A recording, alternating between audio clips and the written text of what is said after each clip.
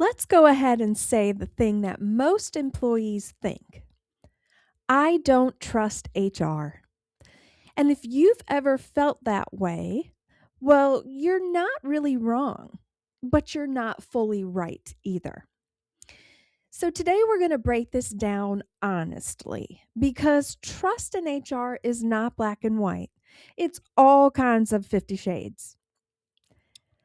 I'm Nicole, your host, and today I'm taking you behind the HR curtain, literally. Today, we're going to talk about why you don't trust HR and how HR knows it. So, let's start with why the trust in HR is broken. From the employee perspective, trust typically breaks when they report something and nothing happens, or they consistently get vague or scripted responses. Trust breaks when they see inconsistent decisions being made, and they definitely see it when they feel like leadership is being protected. And from the HR side, well, HR sees the exact moment your trust drops. And here's what's happening in HR's mind. They think we can't act on this without evidence, or this is a leadership decision. And most especially, they think we have to protect the company first. And that last one is the one people just don't like, but it's the truth. That is HR's job. Yes, HR is there for the employees, but they are also employees of the company. And they have a very specific job with very specific responsibilities and expectations, just like anyone else. Here's the reality, though, that no one explains clearly. HR has two responsibilities: to support employees and protect the organization. And when those two are in conflict with each other, the organization wins every time. And it's not because HR doesn't care about you. It's because that is literally the function of HR. So, when should you trust HR? You can trust HR when you need clarity on policies, benefits, processes. Easy peasy, that's a slam dunk for HR. You can also trust HR when you want guidance on certain best practices. So, not necessarily a policy, but you need guidance on how to navigate certain non employee relations situations, or maybe even the very beginning of a potential employee relations situation. You can also trust HR when you're asking for development insights or career direction within the company, not anywhere else. So, HR can be really helpful with these types of questions. Now, when should you be cautious? Well, you should be more strategic when you're reporting sensitive issues without documentation. FYI, HR needs data and proof. It's not legal, fair, or practical for HR to take action on anything that is not fully documented and cannot be supported. Another time you should be more strategic with HR is when your concern involves leadership power dynamics. And I'm going to keep it real here with you. HR is not always able to hold certain leadership positions accountable. Leadership power dynamics are a tough one because there are also power dynamics that leaders use against HR sometimes. But typically, the leader's leader needs to be on board with accountability. And sometimes that's just not the case. And I know that's a hard truth to hear, but it happens. Now, if the organization respects HR and is passionate about strong leadership, then you should be good. But you still need documentation and examples when you're bringing this to HR's attention. Okay, the other time you should be strategic with HR is when you're sharing information that could impact your reputation or your own job. Here's an example.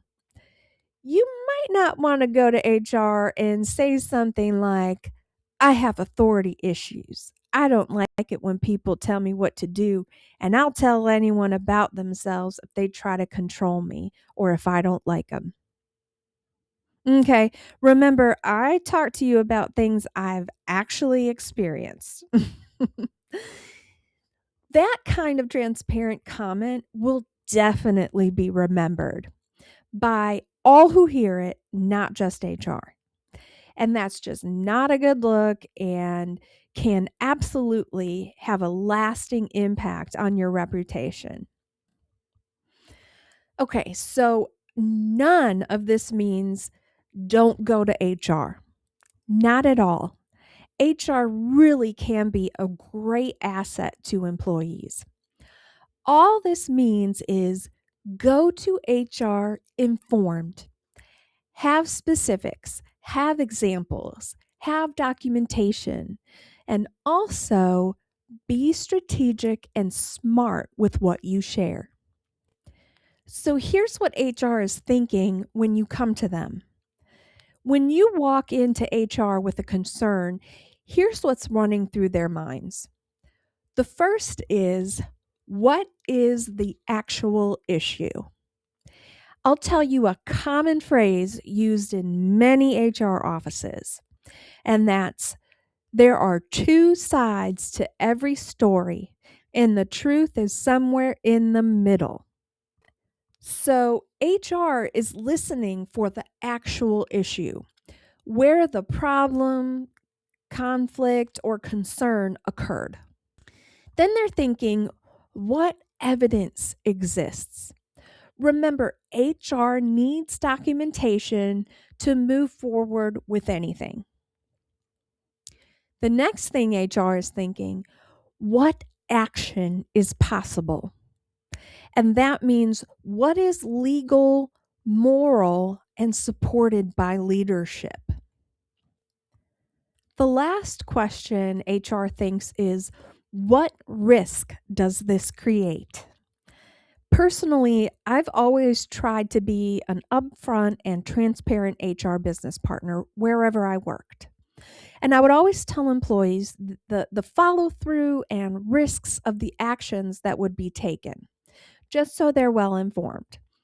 An example of this would be when someone would come to me and ask that our conversation be confidential. I would always stop them and say that I could keep it confidential as long as nothing said is against the law and requires me to report it, or if they wanted to move forward with action.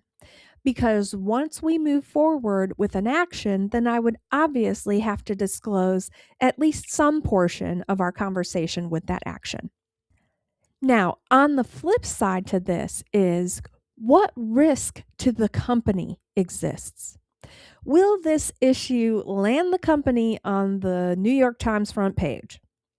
And if so, what's the best course of action to minimize exposure? Now, before you freak out here, yes, HR absolutely has to follow laws, and they work very closely with employment lawyers all the time. But HR will always take the path that is best for the company. That is HR's job. Now, what was not on that list of what HR is thinking? Emotions. I did not mention anywhere what emotions might be in play. And it's not because they don't matter. It's because HR has to translate situations into actionable outcomes. Hear that and understand it. HR has to translate situations into actionable outcomes. Knowing that should help you understand what HR does and why. So, what's the point here for you? Well, if you take nothing else from this episode, take this. Don't rely on trust alone when it comes to HR. Build strategy. You need to document situations. You should ask specific questions and try to understand what outcome is realistic for HR. Trust in HR shouldn't be blind, it should just be informed. HR is not a villain, but HR is not fully free either. HR has to operate in the middle between employees, leadership, and the business. And that middle space, it's complicated.